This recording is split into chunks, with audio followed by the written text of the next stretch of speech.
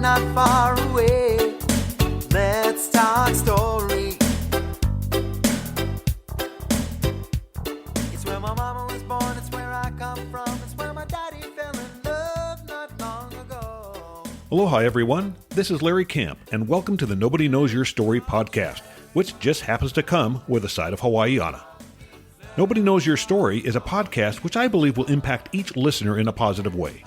As you listen to the experiences that have transformed, shaped, and guided each guest, perhaps you'll better understand your own personal journey. Some will surprise, some will make you question, and some will inspire, but all will leave you in a better place for listening in. As for the Hawaiiana, well, that's just a big part of my life story. So I invite you to check in from time to time, or better still, add Nobody Knows Your Story to your list of favorite podcasts. You'll enjoy hearing the life experiences of people just like you.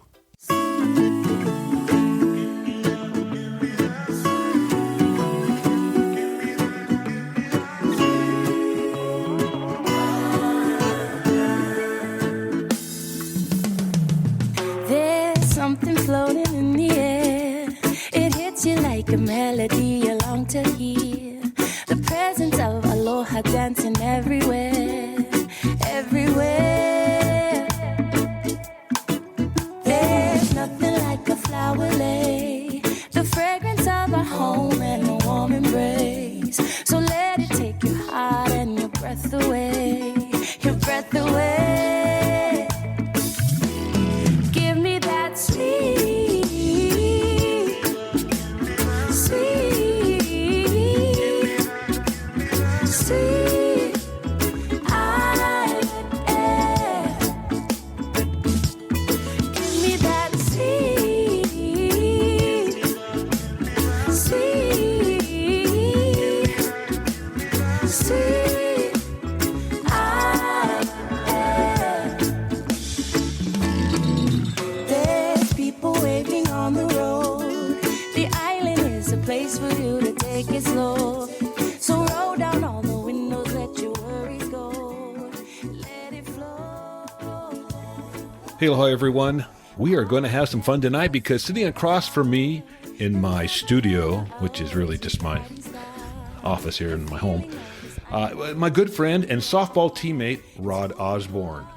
Now, we just heard Kimmy Minor with Sweet Island Air. And mid-podcast, we're going to hear Keola Beamer. Well, he's going to sing an oldie called Island Cruising.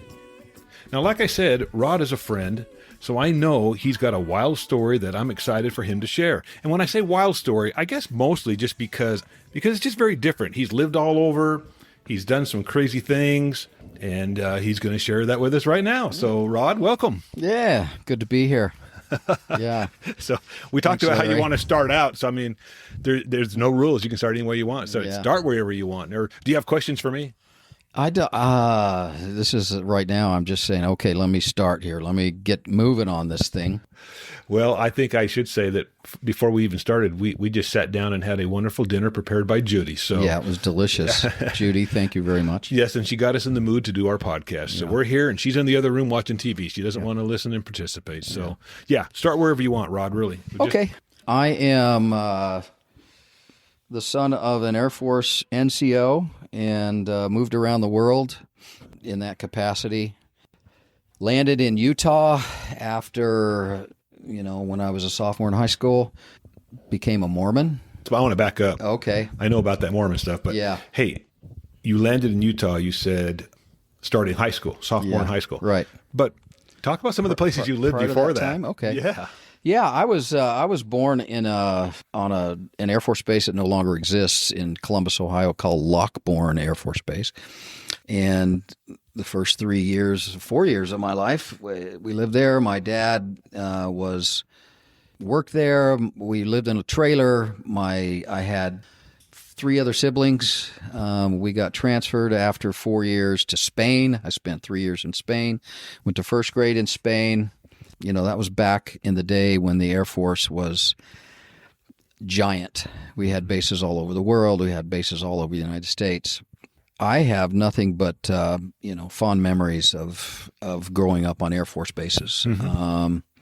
Seemed to be like they had everything you needed. They had a gym, they had a bowling alley, they had a theater. You played sports, and everything's pretty much self-contained on the base.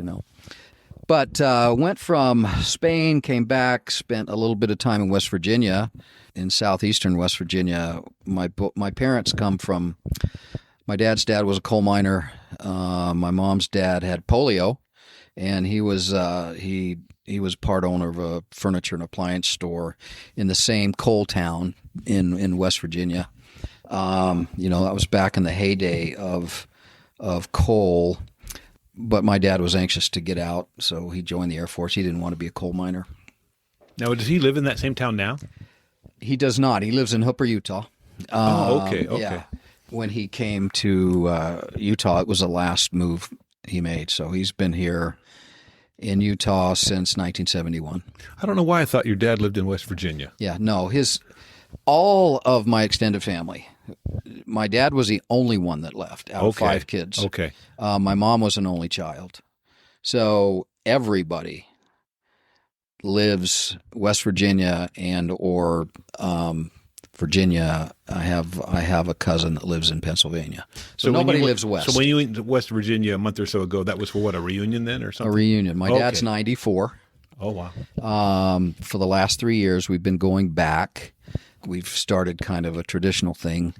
The first year, his oldest sister was turning 100. Oh. So we went back for her birthday. She's since passed. The next year, we went back for his other sister's 99th birthday. She's since passed. And then this last time we went just because we wanted to continue the tradition. So we go see all of my cousins, no uncles or other aunts. They're all gone. But it sounds like the secret to a long life is living in West Virginia. I'll tell you, they're salt of the earth. Those people. Yeah. It's really fun to go back and kind of get a handle on your roots. Well, I got you off. So you were Spain, and then where'd you go? Back to West Virginia. West Virginia. Yeah. I was because we were in the middle of between assignments. After we got back from Spain, our assignment was Montana. My dad didn't want to go to Montana, so somehow, after 3 or 4 months in West Virginia, we got transferred to North Carolina, which was a lot closer to his family. So I spent my grade school years in Goldsboro, North Carolina, at Seymour Johnson Air Force Base. Fond memories of that time. A lot of sports. When you're on an Air Force base, they've got all the programs like that. So it was a lot of fun. And then after that, my dad. This was at the height of the Vietnam War, so my dad got sent to Thailand. He worked on avionics, which is electronics for F-4s, the fighter planes. And he was there for a year, so we had to move off base and live on our own for about a year. Then we got transferred to Michigan, of all places, the Upper Peninsula of Michigan, which is a unique place. At that time, believe it or not, they had 2 Air Force bases on the Upper Peninsula of Michigan. This was in 1969. Beautiful place, wild strawberries, wild blueberries. It was just kind of a really cool place to be. And then from there, we went to the Philippines for a couple of years. Again, height of the war. Clark Air Base in the Philippines had a giant hospital where they, all of the casualties, many of the casualties from the war came there to get treatment. It has to be a big base if it's something I've heard of. Oh, okay. And I've heard of Clark. Have you heard of Clark? Yep. Yeah, it was so big that I was in my 8th grade and 9th grade, but in my 9th grade, we had 2 sessions of high school. In other words, my first class in high school was at 6:30 in the morning, and we got out at 11:30, and then the other shift of high school kids came on at that time, and they went to 5 hours later. So we had 2 shifts. We had that many kids it was a thriving base. I mean, it was just giant. And that was, what did I call that? The heyday of the United States Air Force. Mm-hmm. Yeah. And my dad was back and forth to Vietnam, back and forth to Taiwan. We spent 2 years there, and then we landed in Utah.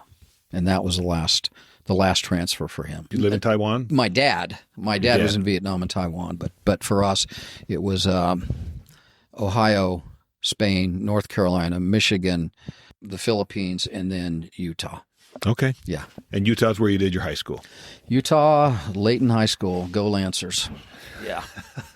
Yeah. And I should say that we graduated the exact same year. Yeah, we did. And Yeah, you we're were at both- Skyline. Yep. And Yeah. so I think you're just like 90 days older than me. Yeah. So, the other weird thing is that as we've talked, we both moved to Utah at the exact same time. Wow. I came right after ninth grade in San Diego, and I started high school as a sophomore.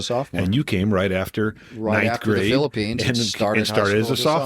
sophomore. So we both moved to Utah at the exact same time. Yeah. And I just thought that was interesting. Wow. Yeah. Well, the difference between you and me is my first day of school at Layton High School, I broke my arm. Oh, Yeah. I remember you Right saying in that. half. Yeah. So it wasn't a great start. That was a fun time of life, though, because as I've had people on the podcast that are kind of in our age group. Yeah. I mean, we had the best music. I mean, we're biased, of course, but man, the music was awesome, and life consisted of playing sports, girls, music. There's that church thing also, but Yeah. but yeah, it was a fun time to be alive. It really was. It doesn't mean the world was perfect. We had wars going on. I mean. Yeah. We were born in 56. So when was the Korean conflict? That was in the early 50s. Yeah. It was and then we 50 to shifted. 53. Then we shifted into the Vietnam. Yeah, we thing. started in the early 60s. For the United States, I think it was 63. We got into it. Yeah. And so because of that, it was kind of winding down by the time we got to be seniors in high school. So Did Then you we- register for the draft? I think, weren't we a year? Yes, I think I had to register. Yeah, so did I. But I never got. I think they had stopped doing the lottery balls right when we were seniors or something. Right. And then we went for a period of time where there really were no wars. No. And so we escaped that part of Yeah. it, which I'm grateful for, to be Yeah, honest with me you. too. I really am. I know that We lived at a great time. we were lucky. So, Yeah. but yeah, okay. So you're in Layton, Utah. That had to be a little bit of an adjustment because we should point out that what was your family? What religion were you guys growing up? Well, my dad grew up in a religious household. His dad went to church my dad had to go every week, and his siblings went, but he and his brother were less enthusiastic about going to church. And my mom was the same way. Her dad I think he was a deacon in the local Methodist church. So if you live in the hollers of, West Virginia, they're church-going people. I mean, it's just something that you do. And they did that, but my dad and my mom were never really, that I can recall anyway. We didn't go to church. The only time I remember going to church is when my dad was in Thailand during the Vietnam War, and my mom would take us to church once in a while. What kind of church? Do you remember? Was it Methodist or? Yeah, well, on an Air Force base, at least in those days, they had a Catholic service, a Protestant service, and a Jewish service. So we Okay. went to the Protestant service. Okay, yeah. Other than that, no. We would occasionally say a prayer at bedtime, but it was a rote thing, a memorized little thing for kids. So no, not very religious at all. So that would be a real difference for us. We both moved to Utah as 15-year-olds, I guess, Right. starting high school. Yeah. But I came from a Mormon background where I was born into the church. Yeah. Now, my grandfather was Methodist, and he was very devout. Sometimes I went with him. But Sounds like my family. yeah. But so we were Mormon. But we'd always lived outside of Utah. Right. So I was always a minority. I mean, there was 5, 6 Mormons in my whole school, Right. And so to move to Utah, what a difference. Oh, man. So how was that for you coming from the outside as a non-Mormon? Right. It was really interesting because I didn't really get what was going on with the Mormon kids. No one I joined the church as a senior. So it was my sophomore and junior years. Really, nobody approached me about church. I didn't really know what was going on about the church. But as far as, the local religious culture having an effect on me until I was a senior, it really didn't, because I didn't hang out with people that were Mormons at the time. I had a couple of buddies. One was a Mormon, but you would never know it. And my friends were pretty much non-Mormons or not participating Mormons. But then later on, I find out, okay, a lot of some of the friends that I had that I didn't know were Mormons, that were partying, drinking, and stuff like that. We're actually Mormons. Yeah. So you become a senior and you get interested in the religion. Now, did a girl have anything to do with that interest? There you go. Date 'em and dunk 'em, right? At the end of my junior year. I think you told me that already in the past. Yeah. At the end of my junior year, for the first time, we had bat girls on our baseball team as a senior. And as a junior, we had bat girls. And one of the bat girls took an interest in me. We started dating and fell in love, and as you do as a teenager. And then by the fall of, it was right after football season as a senior, I had already taken the missionary discussions from her brother was one of the missionaries. In those days, they didn't have full-time missionaries in Utah. It was stake, what they called stake missionary, S-T-A-K-E missionaries. And then, so I got married November 17th. Not married. I got baptized, married. Wow, I was going to say. Yeah, that's not a there's Freudian something new slip. to the story there. No, I got baptized November 17th, 1973, as a Mormon. Prior to that time, I used to go to church on my own with a friend of mine, Diz Reese, from the base. We would go to church, 2 or 3 times a month. But then after he graduated, he was a year ahead of me, he graduated, and I didn't go anymore after that. But anyway, this girlfriend of mine, Lark Harris was her name. Unfortunately, she passed away in 1998 in a traffic accident. But she was wonderful. The family was wonderful. When I joined the church, it was like lots of love coming my way. I was a vulnerable 17-year-old, and they just poured on the love, and I just ate it up. I ate it up, 100%. I believed it. I dove in and went on a mission. Well, before that, let me ask you: how did your parents feel about you joining the Mormon faith? Did they encourage you? Were they happy, or were they not happy? Well, that's a real interesting question. We weren't a family that talked about stuff like that really very often at all. If it was emotional, it was just kind of, not talked about. My parents didn't give me any resistance. I told them, hey, I'm going to get baptized, and they said, okay. And so I did. We never talked about it until I went on my mission. And, I wrote letters home, and they were very good about supporting me on my mission. I saved a lot of money prior to my mission so that I could go, but Dad sent me money every month. So good for you. Yeah.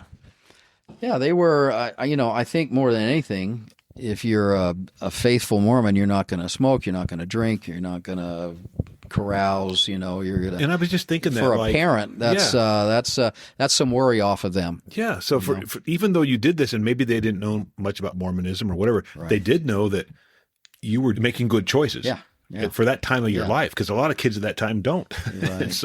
And they liked my girlfriend, so that helped. Right on. Ask my current wife how much they liked my girlfriend. My current wife. Look what I said. I said my current wife. I didn't mean that. Yeah. Wife. We may have to edit that out. Or not. Maybe I want to leave that in there for Nan. Yeah. Well, I am, I'm still a member of the church. So, saying current wife is very Mormon. Because I could have another one Yeah. So I know where you went. You went to Dallas, Later. Texas on your mission. I did. I went to Dallas. Yeah. Yeah. How was that experience? How was the 2 years in Dallas? Man, I always thought that, man, 2 years is a long time. When you're a 20-year-old, I went when I was 21. Most kids go when they're 19, but Well, I don't think you weren't planning on going on a mission, right? I wasn't. Yeah. So I wasn't. You get baptized at 17, and all of a sudden now your friends are starting to go on this mission, and you're And like, they're saying, what? okay, well, 2 years? Yeah. But there's so much pressure. Oh yeah. I had no idea when I joined the church that I would be expected to go on a mission. Pretty much when I turned, getting close to 19, there were a lot of questions, hey, when are you going to go? All this and I wanted, like you did, I just wanted to play baseball. Mm-hmm. And that's another story. I was playing baseball in those days. It was Utah Technical College in Provo, right across the street from BYU. Sure. And my girlfriend lived, the same one that brought me into the church. She was at BYU, and she lived in the dorms at BYU. And halfway through the semester was over, and we got into 1975. In January of 75, she decided to quit and go back home and live at home and go to Weber State. Well, that just knocked me for a loop because, I've been with her for 2 years, and being somebody that didn't really have any guidance on what I wanted to do.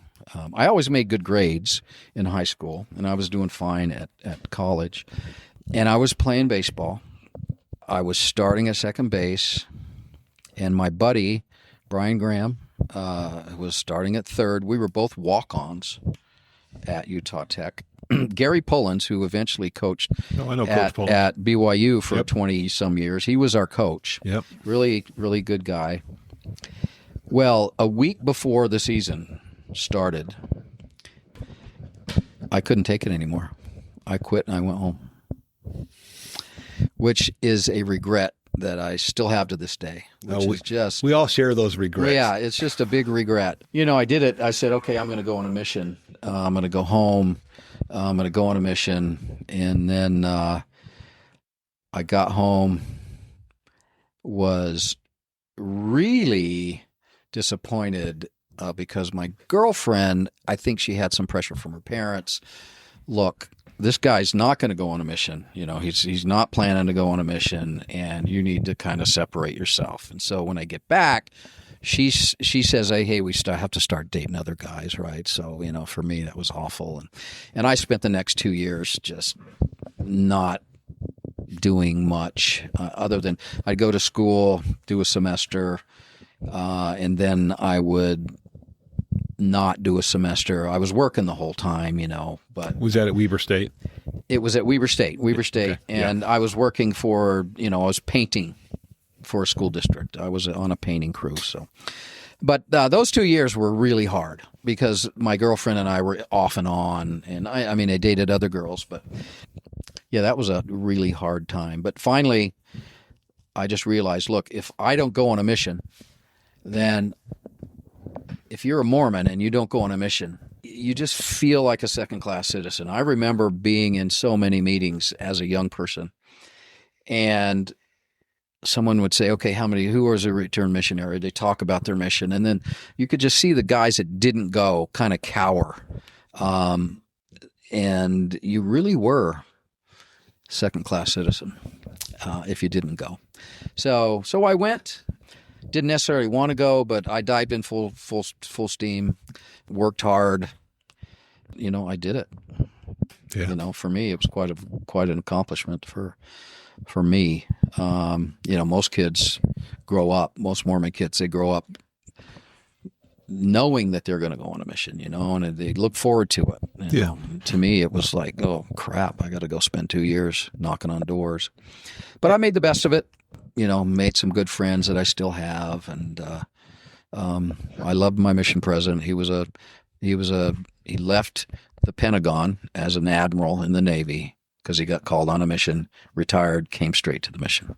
Yeah, and I just want to say for most of the listeners, but never been Mormon. And so Right. I think some of this is interesting to them, but Yeah. some of it's they don't understand either. So Right. when we talk about a 2-year church mission, what that means is that for those full 2 years, you were sent somewhere and you don't pick where you go. They tell you where to go. I went to Arizona Holbrook Mission. So I was Arizona, New Mexico, Colorado. My brother went to England. My sister went to Italy. I had another brother that went to Anaheim, California. Lots of friends went throughout the world. But one thing that's in common for all of us is rules. For guys, there's no dating. I'll speak from my own mission. Right. No movies, no music, no reading of Anything newspapers outside or yep. the prescribed Yep. library that they give you. So you were basically almost in a bubble for 2 years. yeah. I mean, I heard of things weeks or months after they happened. Right. But I mean, it was like you were just there to focus on recruiting, baptizing, finding people for the church, Yeah. giving them our message. Yeah. Yeah. I went from 77 to 79. I missed disco. Some people say that's great. Yeah, I was just you going know. to say that wasn't, you didn't miss much. Yeah, yeah. But what a time. Yeah. So you get back, and because of the 2-year difference, I got back, I was 21. You got back, you were 23. I was 23. Yeah. Yeah, it was a little bit different. Yeah, being an older missionary. But, I did have a talk with my older mission president before I left. He did say one thing. He said, get away from the Wasatch Front. He said, leave Utah. Yeah. And I did. Yeah. I don't know if I did it because he said that, but Just the way it worked out. it's just the way it worked out. Yeah. Yeah. Yeah. Yeah. So talk about that for a little bit. So you get home, you're 23. What happened there over the next 4 or 5 years? Yeah. What went on? Well, the girl that my girlfriend that through high school was still there. She met me at the airport. I had written a couple of other girls while I was out there, and it was a difficult few months when I got home because the girlfriend from high school, really wanted to, continue our relationship and get married. I mean, really, that's the way it was. I just didn't feel that, and so it was a really hard thing for me to say, look, I'm not feeling it right now. I know that I broke her heart. She was a wonderful person. I loved her family, but just for me, it wasn't right. So I got home in August, and I dated. You're encouraged to date a lot, of course. I started school, started working. I lived at home, dated, a number of different girls, and then I met my future wife in March, which was about 8 months after I got home. Surprisingly, after I met her, I didn't date anybody else. After I met her, she continued to date other guys, but I didn't. But so by I met her in March, and by Thanksgiving we were engaged, and we were married the next March. So, and we're still married after 44, almost 45 years now. Yeah, did we get married at the same time? You got married. March of 81. Yeah, same. Okay, was that Lindy? Nope. Or was that Judy? That was Judy. Okay, great. Yeah. Yeah, so we've been married the same amount of time. Yeah. March 6th for us. March 20th. Well, someday you'll be married as long as we are. It's funny, man. We've got a lot of things in common. Yeah, it's just like we are kindred spirits. You went on your mission 2 years late. See, I went on the mission at the right time, but then I came and spent my 2 years of learning and figuring life out when I was married to Lindy. Right. So I went through that. I screwed up before my mission. You screwed up after your mission. Exactly. Yeah. But then we got it right at the same time. Yeah, we did. Yeah. Yeah, and it's awesome. Did you guys move away from Utah then shortly after that? I was going to I graduated from Weber State. We got married in 81. I graduated with a degree in finance from Weber State in 84. Okay. And then I went straight through to get my master's degree through Utah State University. And I graduated 3 years after that with my master's degree. But the entire time I was still living in Ogden. I was working at the Utah State Tax Commission, which was the first job I had after I graduated. I kept that job for 3 years until the FBI called and said, you've been appointed. So then I was in the FBI. Explain that to me. The FBI calls you and says you've been appointed? Yes. Where does that come from? Well, what you'd have to do, when I was at Weber State in my undergrad, there was an FBI agent that came to do a career day. Okay. And I went to his presentation, and I thought, well, that really sounds good to me. I think I have some ADD. Well, of course, all my kids tell me that, and so does my wife, so I guess I do. Attention deficit. But he came and explained what it is to be an FBI agent, and for me, he just kind of checked all the boxes. You work cases, you work different cases, you have a number of them. The FBI is big on physical fitness, so they want you to continue to be physically fit. They liked sports. They have, everywhere you go, they have like co-ed softball teams and stuff like that. And for me, being in a job that isn't a process, like being an accountant or, being on an assembly line or something like that. Really, where it's repetitious. Repetition was. Yep. I don't do well at things like that. Right, I'm with you there. Yeah, and with the FBI, you work a number of cases. You get tired of working one case. You take a break from that. You work the other case. If you are tired of being inside, you go out and you go do an interview or you go do a surveillance or, so it really appealed to me. And I said, okay, how do I sign up? And so I just went and I took the initial test. It's different now, but they just give you a scenario and then they test your memory and your recall. And so there's a little psychological battery in there. Mm-hmm. But anyway, 70% of the guys pass that one. So pass that, and then they run you through some other stuff. And if they want you, in other words, if you have the qualifications that they're looking for, every office has different requirements in that. Okay, this office, needs a woman or two, or someone of color. Back in those days, sure. They wanted some diversity, and I'm just a white guy, and but I got it, and I was surprised really that I got the phone call. And they said, "Come on in for an interview." And so I remember going to we'll call the resident agency. It's just a satellite office from Salt Lake. It was in Ogden, Utah. And I was early for the interview, and one of the guys who was there was a football fan. And I started talking football with him. And he lived in Kaysville, where Davis High School is. And, I talked about their high school offense. They ran what was called a double wing. And he was loving this. And so when the two guys that were supposed to interview me showed up, he said, "Hey, this guy knows football. He's in." And sure enough, they interviewed me. It's a different process today. There's a whole book. The FBI has been sued so many times. Now they have to standardize everything. So it is that way now. But in those days, you just had to be a football fan. It was a lot more. They had a lot more discretion at who they wanted in, and so it wasn't long after that they said, "Look, we're going to do a background investigation. If you pass the background investigation, you're in." And so, I've done plenty of those background investigations myself. So, so within a year, I was at Quantico. I was appointed. They give you an appointment. So that was back in 1985, August of '85. In Quantico, for those that don't know, is in Virginia. Yes. And did the whole family move back there? The FBI Academy. Yep. No, you go for a 16-week boot camp. Okay. So to speak. Yep. And after those 16 weeks, they assign you where they want to assign you. And so they assigned us Kansas City. Okay. My wife had never been out of Utah to live. She'd always lived at home. By that time, we had 2 kids and 1 on the way.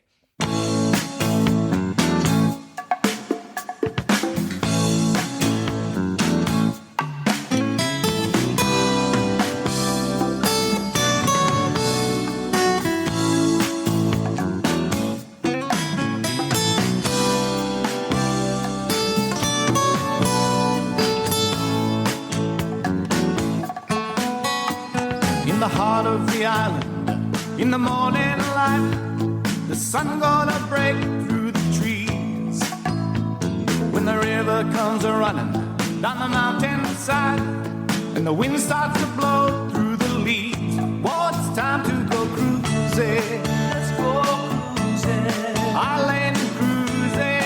Island cruising. Whoa, it's time to go cruising. Let's go cruising. Island style. In the cool of the morning, in the sweet summertime, the waves they roll in the sun, and the sand is a-shining on the leeward side, shining out into the dawn. Whoa, it's time to go cruising. Let's go cruising. Island cruising.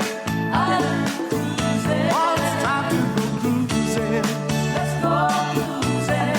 Island style.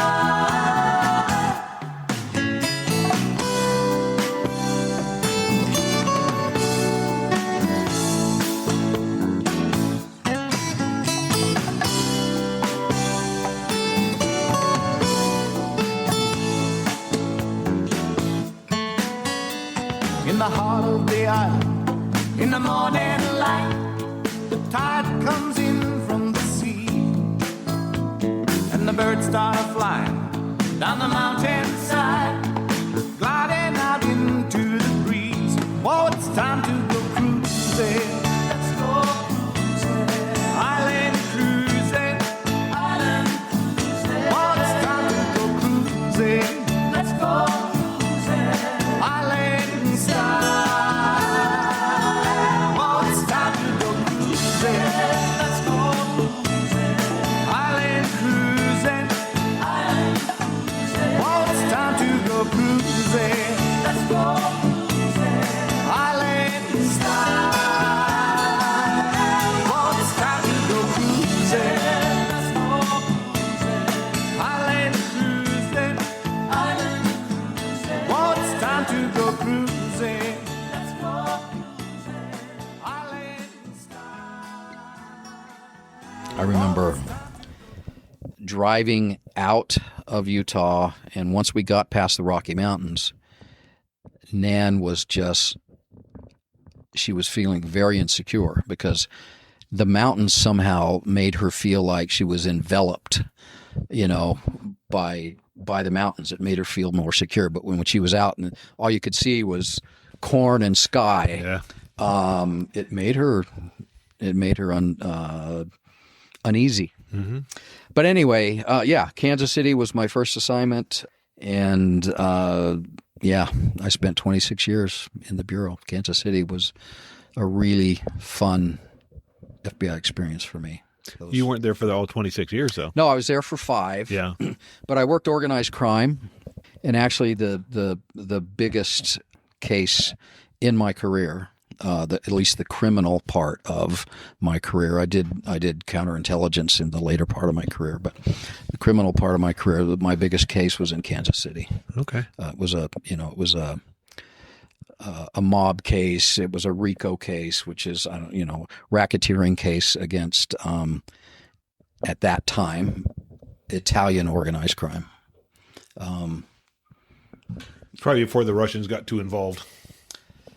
That's all you hear about now, it seems like.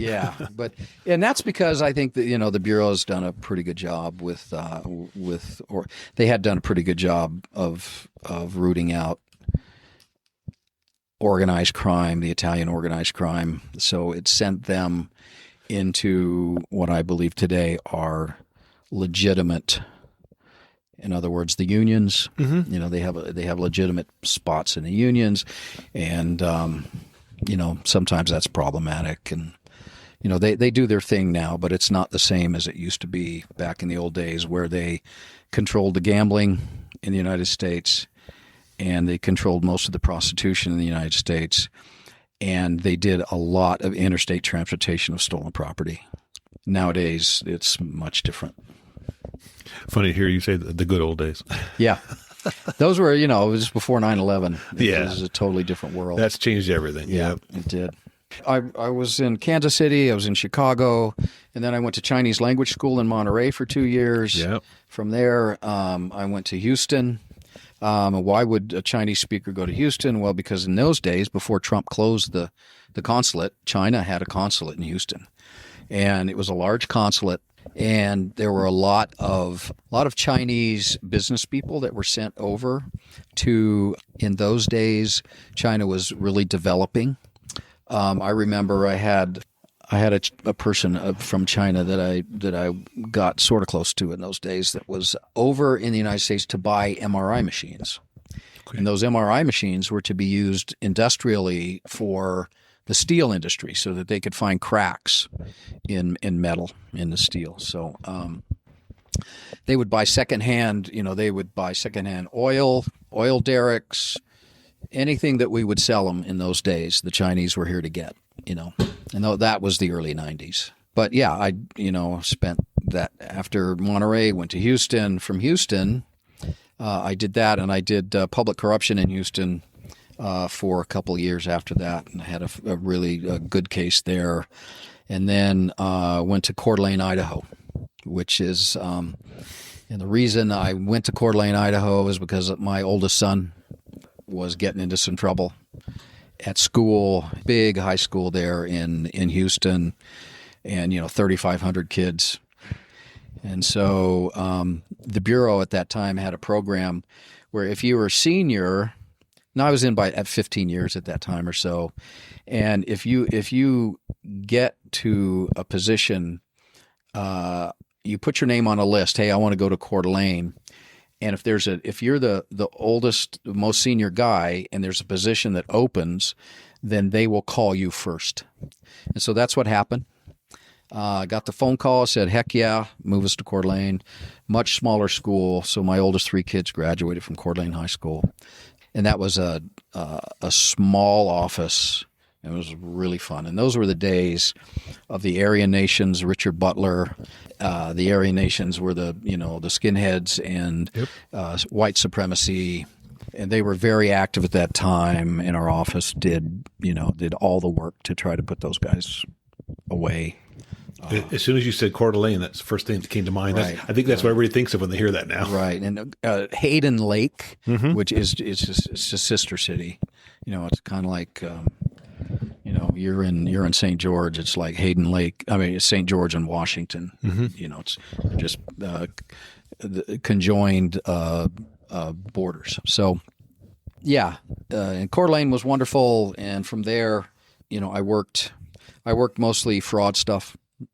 I was kind of the white collar guy because of I got a degree in finance and an MBA. So all the white collar stuff, mostly insurance fraud, came to me, and those were some good years. And finally, one interesting thing, the United States was going to build a new embassy in China, a new embassy in Beijing.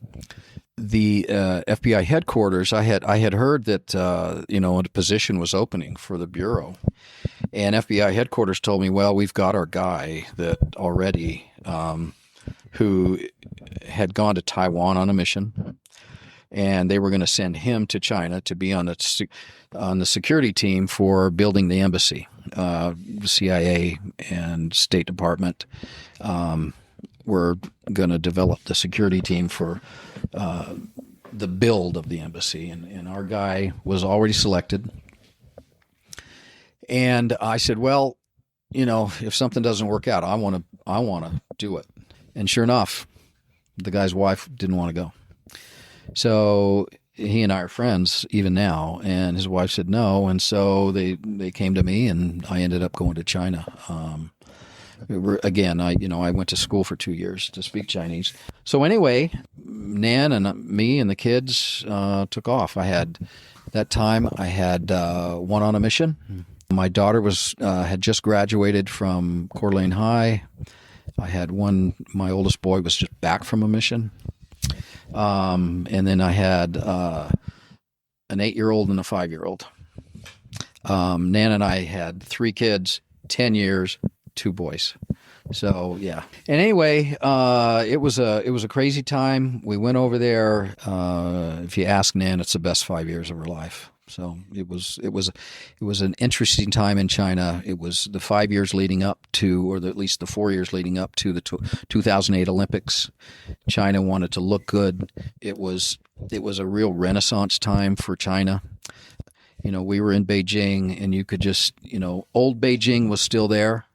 By the time we left, very little of old Beijing was there anymore. They did preserve some, but when I was over there, started with, you would never see a woman in anything but a dress. There were lots of Mao suits still. Very few vehicles on the road because, from the Chinese. The only vehicles you would see are taxis and then foreigners driving them. But by the time we left, totally different. Lots of vehicles on the road. The women were wearing shorts. The guys were wearing jeans. You didn't see Mao suits hardly at all. They became more westernized. It was very much westernized. And when we left, we were there in 2004. We left in 2009. And it was a real transformation. And when I left, they were, the Chinese at the time were trending Western. In other words, you didn't hear a lot of party talk. They really liked trading with the United States. Their economy was exploding. It was just great. So they, the Chinese loved Americans at the time. And then within when it was 2012 that Xi Jinping, the current president, got in, everything turned around. He's a very conservative guy. He got rid of all of his political enemies, and he is, China is what it is now. It's so much different than when we were there. For just a second, I thought you were talking about our country. Well, yeah, it's as far as this leader changed the Constitution. Usually, there's a 10-year term for the presidents, and he changed that to where he could serve for the rest of his life if he wants. Sure, just like Putin. Yeah. Just like him. Oh, yeah. And, of course, our current president wants to do the same. Well, yeah. He would do the same if he could. Yeah. The people, Nan and I, and that's another story, we went back to China in 2021 for 8 months. And we lived in China for 8 months recently. And it's a different place than it was when we were there before. Oh, no doubt. Yeah. People are great. I mean, the regular common people, they're awesome. But and I say that all the time. When we're talking about, travel, I say, and I really do believe this, Rod, that 99% of people throughout the world are good people. Oh, yeah. So there's 1%, and if you do the math, right, that's millions of people still. Right. 1%. Right. But 99% of people are good. Yeah. People want to they want to love their kids. They want to have a happy marriage or a happy relationship, whether married or not. I didn't mean to say that, but just people want to be productive. They want to help their neighbors. They want to be kind. They want to do what they can to contribute. The Chinese people are hardworking, wonderful people. Yeah. Yeah. Yeah. Okay. Yeah, I loved my time in China. Yeah. And then after China, we spent 2 years in Guam, which is a tiny little island in the South Pacific. Yeah. But it's a very strategic, militarily strategic place. So you can imagine why the FBI needs to be there. We have a big Air Force base on one end of the island and a giant Navy base on the other end of the island. China's kind of encircled by our bases in Korea, our personnel in Japan, Okinawa. We have an ally in the Philippines, and then of course we have Australia. So the whole Pacific coast of China is pretty much surrounded by American assets. Sure. The military could operate in those countries, but that's kind of the first defense. But if somehow China was able to deal with all of the that entire group, the next The next missile launch would be at Guam, right? Because you got those, and then you have Guam, then you have Honolulu. Yep. Right. Yep. And so Guam is strategically important to them because we could launch planes from Guam, we can launch missiles, et cetera. And so you can understand why foreign powers would have an interest there. So I did, when I was there, part of it, I was actually really the first time in my career was I was the real boss of a group. It was a counterintelligence task force. So we had a group of really young, hungry guys who wanted to work, and it was a lot of fun. Yeah, had a great time in Guam. Nan hated it. My wife, she had just spent 5 years in China where she had a maid. Finally, all of her kids were in school. Her time was her own. She took Chinese lessons. We had lots of company. She was the tour guide for so many of our friends, and she loved that. And then when we got to Guam, all that was gone. And it was a totally different vibe in Guam. It's very much island. You know, when we went to church, everybody was 20 minutes late. Yeah. Island time. Yeah, it was island time. And it was a totally different vibe.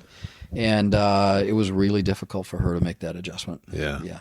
And then I retired from there, and then I went to work for the Department of Energy in Albuquerque, Sandia National Laboratories as a counterintelligence guy. And you guys were there how long in Albuquerque?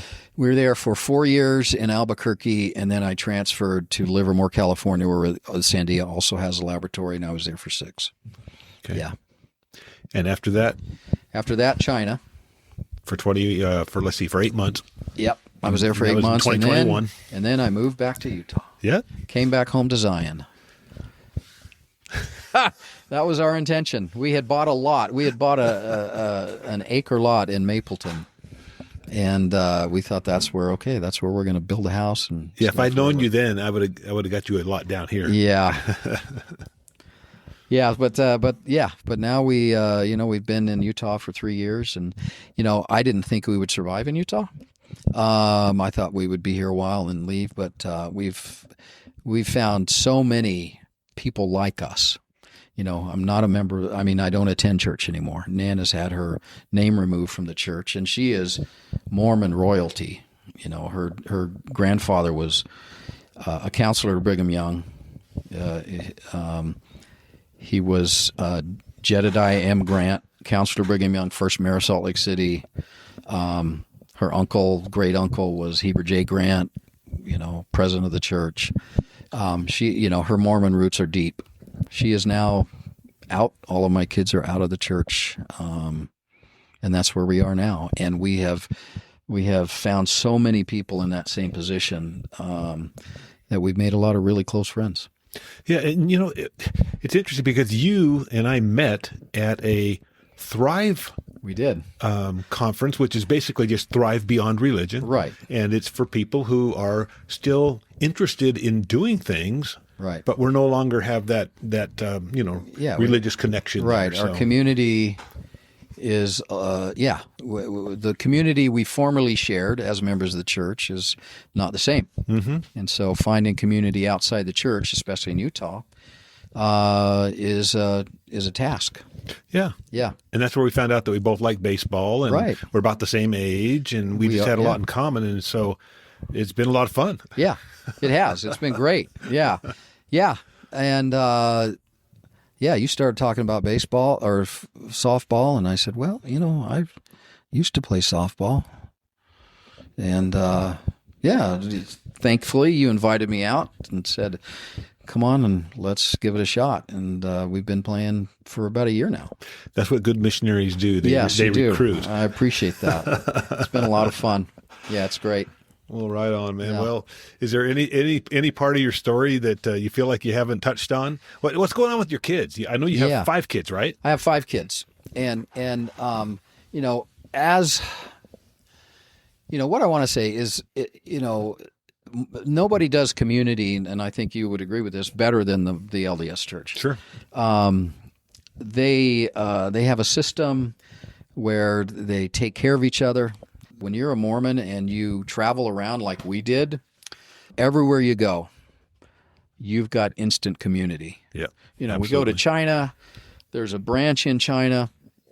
those people are still really good friends of ours. All of those people. Most of them have moved to Utah.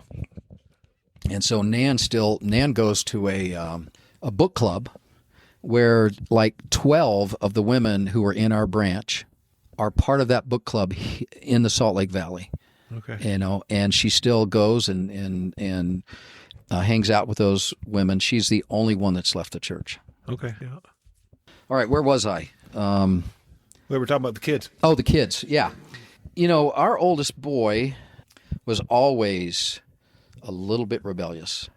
He just wanted to do his own thing. Always. I mean, since the time he was 2. But when you grow up in the Mormon church, the LDS, Church of Jesus Christ of Latter-day Saints, I don't want to be disrespectful, but I'll call it Mormon just because that's for the purpose of this podcast. Plus, nobody else would know what you're talking about. Yeah, if you didn't, nobody else would know what you're talking about. That's the way it is. Yeah. But Nan and I were very orthodox. When I joined, I mean, I was 100%. I served in leadership positions. I've been in bishoprics twice. I was a young men's president many times, scoutmaster 3 times. So I was very busy. And, I expected my boys and all of my kids to be 100% into. But this kid, we forced him to fit the mold. If you're an LDS kid, you're expected to fit in. You're expected to keep your hair short. You're expected to, not terribly wild, depending on your bishop, to not do the things normal kids do. Yeah, but even be scout, maybe be an Eagle Scout, maybe be a deacon, a teacher, a priest of the Aaronic priesthood. I mean, there's a lot of stuff that comes as an expectation. There are expectations, there are milestones, and if you don't meet them, there's disappointment from the parents. Sure, and I'm guilty. It reflects on the I'm parents. 100% guilty of that. Yep. But all 4 of my boys are Eagle Scouts. My daughter got her medallion. So we pushed all of our kids to fit that mold. Mm-hmm. And, for Brian, my oldest, he just wasn't meant for that mold. He's an artist. But anyway, we pushed him. He got in a lot of trouble. He was a graffiti guy in high school. A couple of times the police took him to the station. One time he got caught shoplifting. So, we had which really all sounds like a pretty normal teenage experience for people outside of our little culture, our little world. Yeah, but to me, yeah, I know. I'm an FBI agent, and I'm more than that. I'm a Mormon dad, right? Who expects you to toe the line, and you came from a military dad, also. I did. So you have your experience, and the Great Santini, if you ever want to see that. Yeah, I've seen it. Yeah, it's kind of my experience. And I'm sure I brought that into my marriage. I brought that into my home. But Brian was rebellious, and he got in a lot of trouble in high school because we were trying to, keep him where he needed to be. Eventually, he got to college, and he went on a mission. Oh, wow. He went on a mission. He served a mission, and now the things he tells me about his mission are really enlightening about the things he did. And, now I applaud him for being who he was on his mission. I was just a straight guy. I didn't want to break the rules at all. But anyway, he went on a mission. He came home, turned his hair blue immediately, and just said, okay, I'm going to be who I am. Yeah. And he became an artist, but he really had some animosity toward his parents. And he's born in 82. He's now 43. And we have just now, since Nan and I left the church 3 years ago, things have gotten a lot better. He is just now, I think he's he's forgiving us for what we forced on him as a kid and as an adult, frankly. The expectations that we placed upon him were really felt. We think, okay, we're not pushing him, but he knows what we're thinking because again, you have the standards that most Mormon kids have. You go on a mission, you get married in the temple. So if you get married in the temple, that means you can't fool around with your girlfriend in any way before you go to the temple. Or you can lie if you want, but that's the expectation. And then once you're married, they expect you to have kids, and not very long, right? Right. And then, of course, you're expected to go to college, and you're expected to be an active member of the church, do callings, be very busy. At the same time, you're either going to school, working hard, or you're working hard at your job, or both. So it's a very demanding life, and my kids knew that of our expectations. Even though we tried to do what we could, I don't think we did a very good job. I think they could feel us and our expectations, and that's what happened. We had some resentment, especially from our oldest, and our relationship is much better now. Well, and that's the positive takeaway right now as I'm listening to your story, that at least things are better now, and that's good. And it's like when we left, and I told my son, who's 42, so very similar, I told him, this is why we left, and he goes, oh, I knew those things. He goes, but I just was being respectful because I knew you guys believed it, so I just wasn't saying anything. Wow. I was like, wow. Yeah. Okay. Yeah. And I haven't even told you about Sally and why I left and all of that. So that's I think you need to take a few. That's a whole other can of worms. I was going to take 3 or 4 minutes at least talk about that, because you're right. That's probably where I first at least. Yeah, that's it's kind of funny because I hadn't put it together, but that's where I first to know who saw we were. Who you were. Yeah. Okay. In a nutshell. In 2019, we were living in Livermore, California, 100% Mormons. My daughter, Sally... you mean you guys were 100% Mormons? Not Livermore. No, Nan and me were 100% Mormon. And we thought Sally and her husband, they had a really good marriage. They'd been married 14 years, 3 kids. And Sally told us she was gay. And, the whole... behind all that is a story, but we got on the phone, and this was in 2019, and Sally said, called Nan and told her. She didn't call me, she called Nan, and then Nan told me, and then that sent us for a loop. Mm-hmm. Because really we thought they had a really solid marriage, and I think they did. I think they were really good friends. But Sally met somebody that lived there in Huntington Beach. And as a Mormon kid, Sally was probably our most devout. I only have one daughter. Our most devout kid. She was just down the line on everything. And I think the reason she was so much that way was because she threw out every thought. She now tells us, okay, I know now that I had crushes on girls when I was growing up, but I wouldn't let that stay. I mean, I know that, okay, it couldn't be. When you're a Mormon, you can't be gay. I mean, now it's a little bit better, but if you are gay, you're effectively in the church. You're a second-class citizen because you can't act on it, so to speak. So, Anyway, Sally told us she was gay. Nan was crushed. I was very concerned about the breakup of the marriage, and that really made us think. So that spurred my search of church history, church doctrine, because the church taught me at that time that Sally was never going to be with me in the afterlife, because she would not be able, if she lived as a gay person, she would not be able to achieve the highest level of celestial kingdom, which means that you reach there as a family if you're faithful, but our doctrine says you can't do that if you're gay. So then I started my search. I started to read. Which is not a good thing. Yeah, I mean, they tell you, okay, only read from quote authorized sources or faith promoting sources in the church. It's basically, they tell you not to read anything other than church material, church published stuff. Well, it didn't take. But when you go onto the BYU campus, what does it say when you go on there? The glory of God is intelligence. Intelligence, right? Except only the intelligence we want you to know about. But anyway, it didn't take long. I read Leonard Arrington's diaries. I read Rough Stone Rolling. I read lots and lots of books. Sure.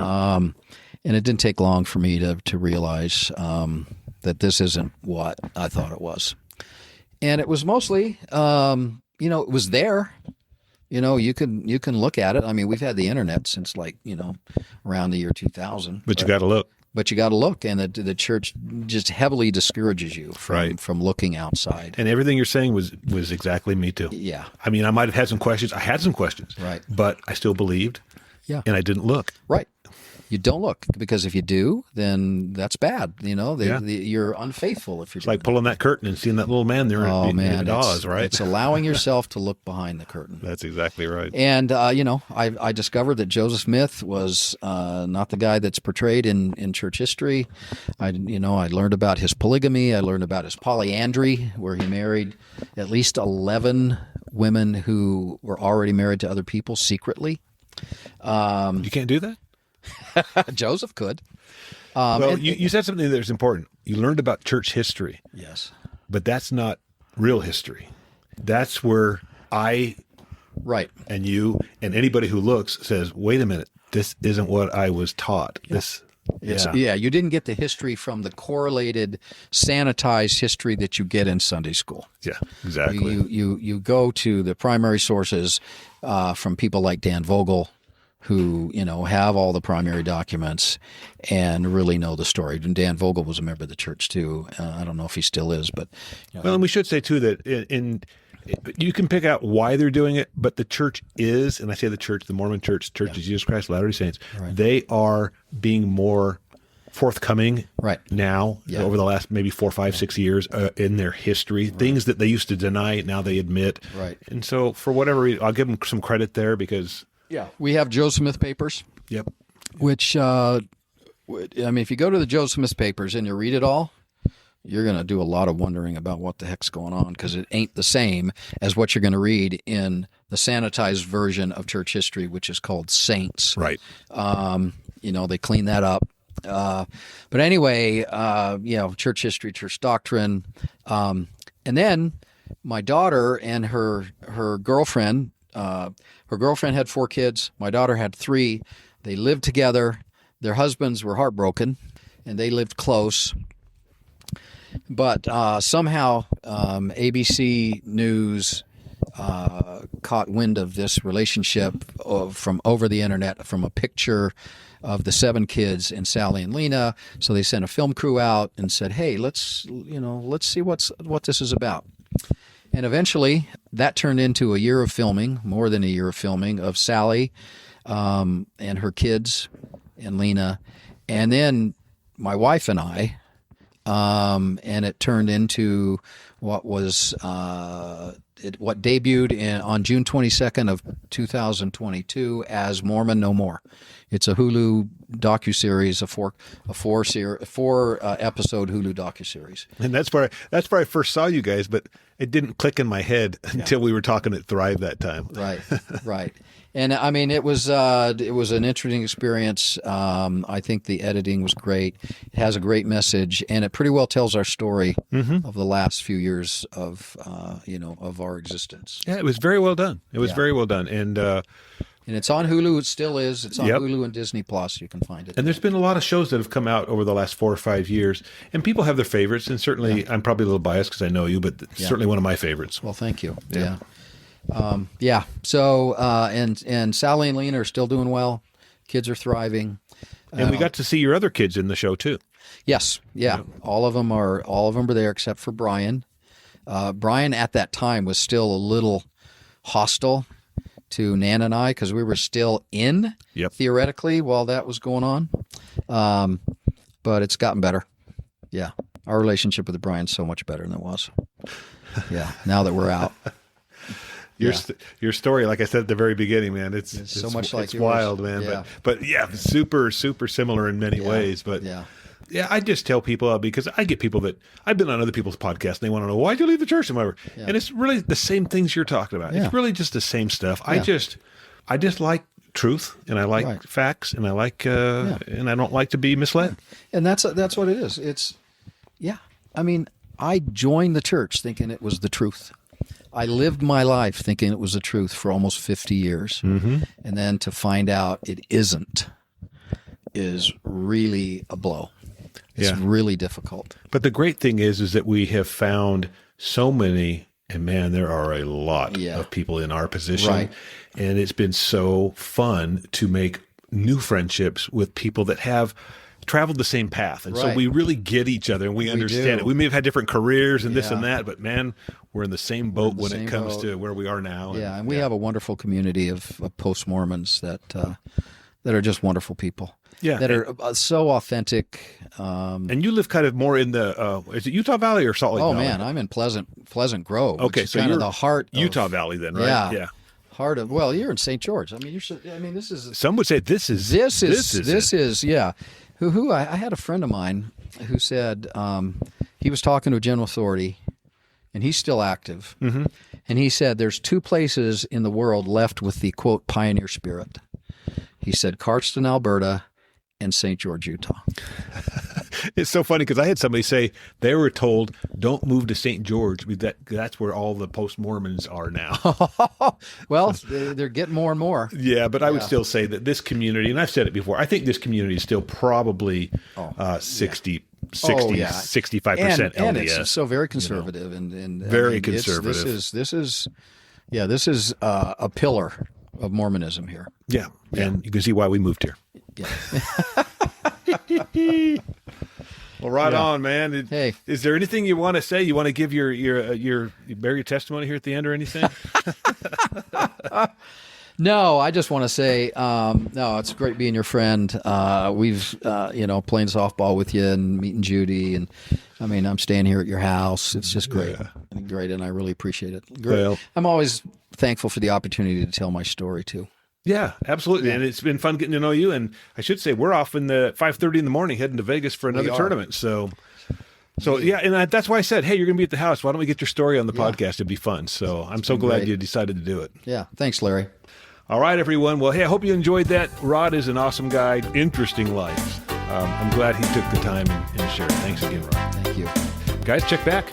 We will have another interesting story here on Nobody Knows Your Story. Aloha.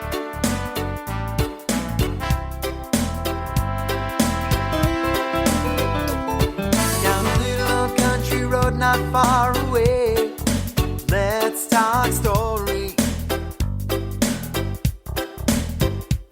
It's where my mama was born, it's where I come from, it's where my daddy fell in love not long ago.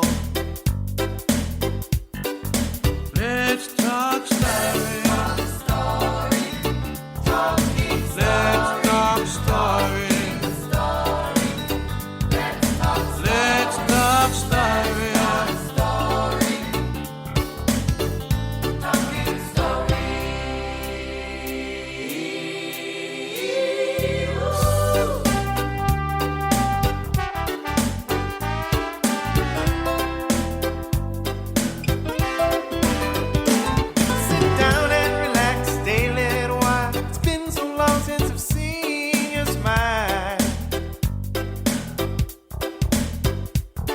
Well, a little of this and a little of that.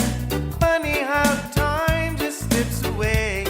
Cuz, we gonna talk story. Hey, let's talk story. Talk story. Talking story. Let's talk story. Let's talk story. Talking story.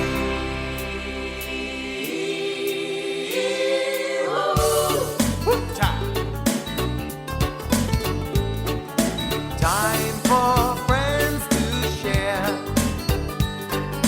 Time to hear what's